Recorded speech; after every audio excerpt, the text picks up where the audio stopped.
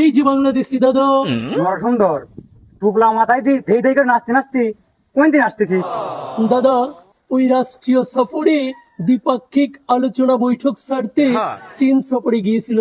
সেখানে Xi Jinping এর সাথে আলোচনা শেষ করে দেশে ফিরছি, বুঝতেই পারলেন কিনা? ও তাই নাকি? তোর জন্য শুভকামনা থাকলো নরসুন্দর। কি বলছেন দাদা? আপনি আমাকে ওই অপমান করার পরিবর্তে শুভকামনা জানালেন। আসলে বিষয়টা বুঝতে পারলাম না। অনেক দেশের প্রধানমন্ত্রী চীন সফরে গেছে, তারা ফিরে আসে আর তারপরে গদি ধরে কি পারে না। যেমন ধর ইমরান খান, রাধা পাকসে, গাজ্জাফি, আর আমার বাড়ি বাংলাদেশের ইশরাত, আরো অনেক দেশের প্রধানমন্ত্রী ছিল, তারা চীন সফরেই তাদের শেষ সফর হয়েছে।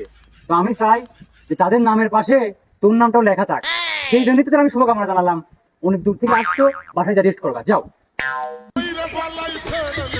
শালা কি বলে গেল, শুভকামনার পরিবর্তে আমাকে বাস দিয়ে গেল। আচ্ছা তাড়াতাড়ি দেশে ফিরে যাই, আমার গদি আছে কিনা দেখি।